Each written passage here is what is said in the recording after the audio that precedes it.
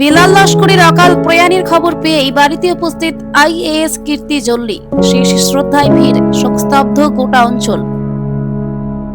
ক্ষমতার দাপট নয়, বরং কর্তব্য ক্ষমতার এক জীবন্ত প্রতিচ্ছবি আইএএস কীর্তি জল্লি।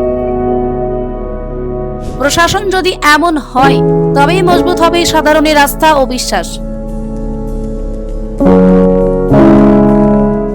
প্রশাসনিক গাম্ভীর্য আর দাপ্তরিক ব্যস্ততার আড়ালে লুকিয়ে থাকা এক সহৃদয় মানুষের গল্প আজ বড়খলার বুড়িবাইল গ্রাম জুড়ে।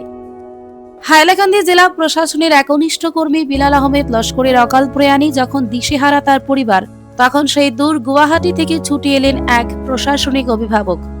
তিনি আর কেউ নন, বরাক উপত্যকার অত্যন্ত প্রিয় হাইলাকান্দি এবং কাছাড়ের প্রাক্তন জেলা শাসক তথা বর্তমান রাজ্যের PNRD বিভাগের কমিশনার কীর্তি জল্লি।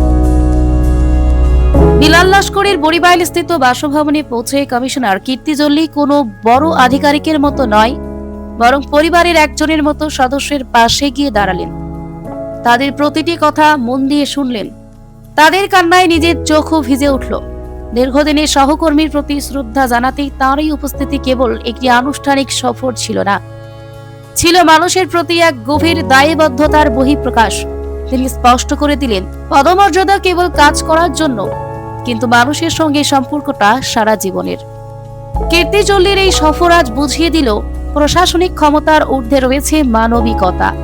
সাধারণত বদলি হয়ে যাওয়ার পর আধিকারিকরা পুরনো কর্মস্থলের মানুষের কথা বেমালুম ভুলে যান, কিন্তু কীর্তি জল্লি এখানে এক বিরল ব্যতিক্রম। তার এই মানবিক উপস্থিতি দেখে বুড়িবাইলের সাধারণ মানুষের মুখে আজ একটাই কথা, প্রশাসন যদি এমন হয়, তবে মানুষের আস্থার জায়গাটা কোনোদিন টলবে না। বিলাল লস্করের প্রয়াণে গোটা এলাকায় শোকের বিষাদ থাকলেও কীর্তি জল্লির সহমর্মিতা যেন এক পশলা স্বস্তির বৃষ্টি হয়ে নামলো বরাক উপত্যকার মাটিতে। তার এই উদ্যোগ প্রশাসনের প্রতি সাধারণ মানুষের বিশ্বাসকে আরো সুদৃঢ় করেছে। Bureau report, Udharbond 24x7।